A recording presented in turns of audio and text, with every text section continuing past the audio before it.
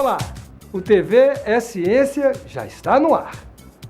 1º de maio é o Dia Internacional do Trabalho, que é tão antigo quanto a própria humanidade. O homem trabalha para seu sustento e bem-estar desde as sociedades primitivas. Na época, produzíamos o que consumíamos e até hoje continuamos a transformar a natureza produzindo bens e serviços, mas de forma bem diferente. Já 1º de maio foi escolhido como Dia do Trabalho em 1889, durante um congresso socialista em homenagem a uma greve geral ocorrida em Chicago, nos Estados Unidos, 3 anos antes, quando vários trabalhadores foram mortos brutalmente. No Brasil, 1º de maio é feriado desde 1924, durante a presidência de Arthur Bernardes. Mas como você conceituaria o termo trabalho?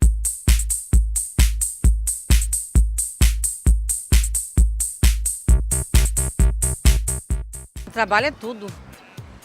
Trabalho honesto, né? Bem necessário a qualquer ser vivente, né? Você construir, né, o que você quer, que a pessoa tem que ter um trabalho, né? Eu acho que o trabalho é o centro de tudo. O trabalho hoje não precisa assim, ser assalariado. O trabalho é o centro de todas as relações. Trabalho é uma atividade para produzir alguma coisa. Trabalho hoje, né, como está muito difícil, é uma coisa importante na vida de cada um de nós, cada dia, pois dependemos de comer para sobreviver, temos que ter um trabalho, né? Eu considero o trabalho um dos fatores mais importantes do nosso dia a dia. Sem o trabalho, o que nós seremos amanhã, né? Nós dependemos muito do trabalho, porque o trabalho é que organiza a nossa vida. Se nós não tivermos trabalho, o que nós vamos fazer amanhã, né?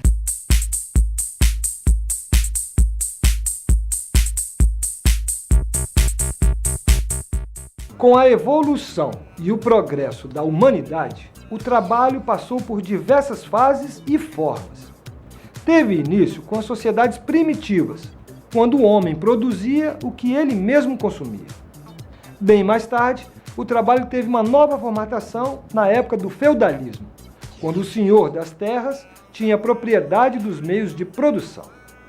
Com a Revolução Industrial e a implantação do regime capitalista, o homem transforma o trabalho tal qual conhecemos hoje em dia, com salários, jornada de trabalho e a produção em série.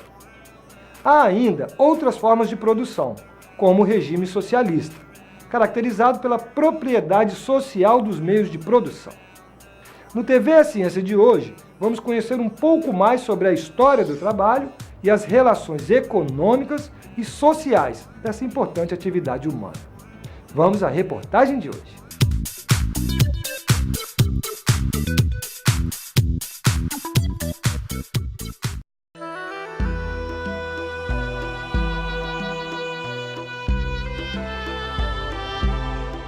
O trabalho é uma atividade tão antiga quanto a humanidade. Tem início quando ainda vivíamos no regime primitivo e produzíamos apenas o necessário para o consumo. Atividade tão importante que é estudada e pesquisada por várias áreas do conhecimento humano. Historiadores são um bom exemplo. A atividade produtiva é inerente à origem do ser humano. A atividade produtiva é uma necessidade da própria sobrevivência humana. A primeira forma de trabalho, portanto, é um trabalho espontâneo para a satisfação dessas necessidades básicas, a coleta, a caça, a pesca, podendo ser realizado individualmente ou em grupo.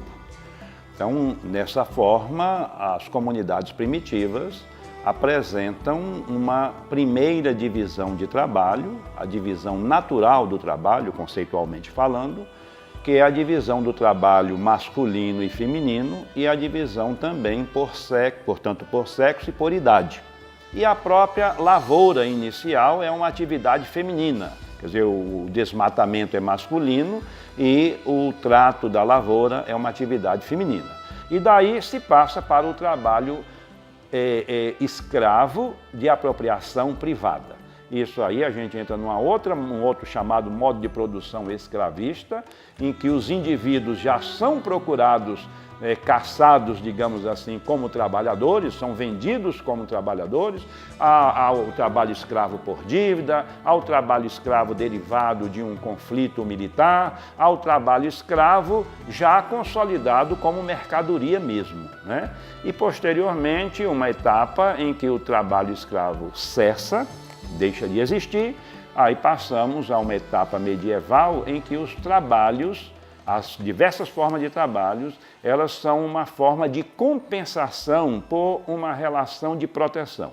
Aí cria-se um tipo de trabalho que é apropriado, quer dizer, compra-se um trabalhador, tem-se quantos trabalhadores forem possíveis comprar, tem-se esse trabalhador em casa como um equipamento, como uma máquina, como um trator. Então não há muita preocupação sobre o que este trabalhador em si mesmo, no que concerne a essência que é o trabalho, não há muita preocupação sobre isso. A preocupação é em ter os indivíduos que possam trabalhar. Esses trabalhadores começam a dialogar relativamente a preços da sua jornada de trabalho, quanto à duração da jornada de trabalho. As durações de jornada de trabalho vão, digamos, vão até 17 horas. Ou seja, o surgimento do trabalho remunerado não melhorou de imediato a condição de vida do trabalhador. Quando olhamos para o trabalhador escravo trabalhava de sol a sol, o que quer dizer de 6 da manhã às 18, uma jornada, portanto, de 6 a 6, de 12 horas, né? E nós vamos encontrar trabalhadores agora nessa etapa nova do progresso trabalhando até 17 horas. Então, só em Getúlio Vargas, que eu acho que é realmente o grande marco para a gente entender a mudança ideológica, a mudança cultural, a mudança de comportamento em relação ao trabalho, principalmente ao trabalho urbano. Porque o Brasil, nessa virada do século XIX para a Primeira República, é eminentemente agrário. E há de notar que o trabalho agrário, o novo trabalho agrário, o trabalho agrário livre, ele não está configurado tal como o trabalho urbano.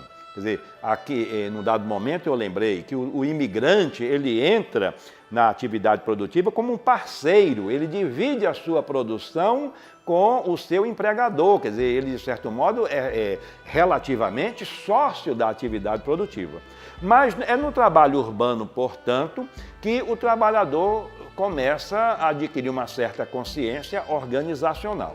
Ao invés do discurso revolucionário inaugurado em 1922 pelo Partido Comunista, da luta de classes, portanto, do enfrentamento na perspectiva da Revolução, Getúlio Vargas concilia as relações, proporciona um sistema de leis que vem a ser depois a CLT, a consolidação de toda a legislação do trabalho, atribui salário mínimo, mexe com as jornadas de trabalho, estabelecendo as jornadas de 8 horas, estabelecendo as remunerações concernentes à insalubridade, etc. Ou seja, a partir deste momento em que o Getúlio Vargas, claro, isso progressivamente, isso tudo não se dá de um momento para o outro, o trabalhador também será contemplado por uma política de seguridade social. E é com Getúlio Vargas também que se inaugura a comemoração sistemática do 1º de maio como o Dia do Trabalhador.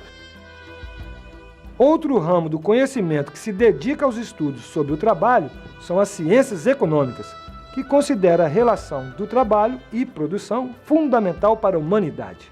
Professor, quer dizer que o trabalho, as relações de trabalho, é uma área de investigação das ciências econômicas? Claro, com certeza. Nós nos preocupamos muito com isso, né? A ciência econômica divide basicamente 2 áreas.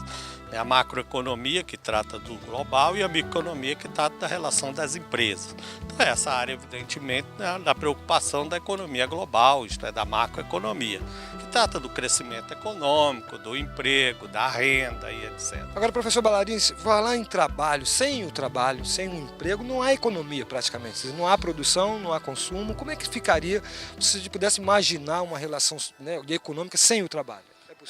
A economia, ela se movimenta pela oferta e demanda, né, dos produtos. Você produz para vender, você não produz para guardar, né? E para vender você precisa todo um sistema de comércio e etc. Quem é que gera a demanda? A demanda quem gera são as famílias, são os trabalhadores que ganham o salário e levam a demanda. Claro que tem outras rendas, né? Mas a maior parte da renda, a distribuição maior da renda é feita pelo trabalho, a outra é feita pelo lucro, pelos aluguéis e tal, que são muito concentrados. Perfeito. Agora, professor Ballarini, na época da Revolução Industrial, houve muito aquela preocupação das pessoas de que a máquina iria substituir o homem, né? Quer dizer, aquele trabalho artesanal que normalmente o pai ensinava o filho o ofício e assim por diante. Com a Revolução Industrial, as pessoas, olha, a máquina pode substituir a mão de obra humana. E agora, mais recentemente, nós tivemos uma outra revolução, né? Dito que é a revolução tecnológica, com a informática, com as tecnologias eletrônicas, a automação. E as pessoas voltam a discutir isso, né? Que a máquina pode substituir o homem. Qual que é o futuro do trabalho? Essa discussão hoje ela já está um pouco atrasada, né? Essa discussão foi mais na década de 80, década de 90 com a robotização. Mas o que aconteceu foi isso mesmo. Na Revolução Industrial você acabou, ou quase acabou, com o trabalho artesanal, mas criou o trabalho industrial. Aí as pessoas, não, mas se a máquina produz para 20 homens, vão ficar 19, tem um lá opera a máquina, 19 vão ficar desempregados. A conta não é assim. Não é assim por quê? Porque ao botar a máquina, ao baratear o produto, você criou mais demanda. E ao criar mais demanda, você aumentou a produção. Então, na verdade, não houve o desemprego esperado. Assim como no processo de robotização da década de 80, mais 90, né, no Brasil, mais 90, com a abertura para 2000, você teve a mesma discussão, que hoje já está bem ultrapassada. Já está claro que quando você bota um robô para substituir o empregado, você torna aquele produto mais barato. E ao torná-lo mais barato, você aumenta a demanda por ele, logo vai aumentar a produção, logo vai criar emprego em outras áreas, no comércio, no serviço e etc. Então a evolução do trabalho está claramente definida. Mesmo no Brasil hoje, a maior parte dos empregos já estão no setor de serviço. Na indústria, tem um processo muito direcionado para a robotização e tal, para a informática, que é a robotização. E a maior parte dos empregos vão para a parte do setor serviço e está sendo assim. Isto é, na exportação, nos portos e por aí afora todo. Inclusive com característica mais específica da área da informatização, né? Isto é, da tecnologia, da informação é um campo em crescimento. Com certeza. Agora, professor Ballarini, esse momento de crise mundial, acho que é importante, quando está se falando do emprego, do trabalho, é importante que a gente também olhe para esse momento. O que ele está nos ensinando com relação ao futuro do emprego e do trabalho? Com certeza uma grande transformação aí que já está acontecendo. Em primeiro lugar, quando você tem uma crise, o emprego diminui. Então, como essa crise ela é mais forte nos países desenvolvidos, Estados Unidos, europeus e no Japão, eles estão sofrendo mais, né? Tem índice de desemprego lá comparável com o da gente, de 8, 9% da força de trabalho, que nos países desenvolvidos é um negócio pouco comum, né? O índice lá normalmente fica em torno de 3, 5%, normalmente. Então hoje eles estão sofrendo mais, o desemprego lá está maior. A evolução disso é essa transformação que vai acontecendo, né? Até porque quando você evolui, isso aconteceu na Revolução Industrial e aconteceu agora, e a jornada de trabalho, por exemplo, está diminuindo, né? Você tem países que já estão com 40 horas até 36 horas, né? O nosso ainda é 44, mas já estão discutindo 40 horas. Quando as pessoas trabalham menos, elas têm mais tempo para o lazer, então aumenta a demanda por trabalho nas outras áreas de lazer. E isso já está acontecendo, já aconteceu mais fortemente nos países desenvolvidos e está acontecendo fortemente no Brasil. São as adequações comuns, normais da economia. Sim, exatamente. Então, as áreas ligadas ao lazer, todas elas, né, desde o barzinho da esquina até o setor de turismo, tudo isso tem uma tendência de aumentar. Muito obrigado, professor Ballarini, pela atenção, né? Sucesso nas pesquisas sobre trabalho. Disponha, a gente está aqui à disposição na universidade. Trabalho é mais que cumprir uma jornada diária. No sentido mais amplo, pode ser entendido como a transformação da natureza pelo homem em busca do sustento e bem-estar.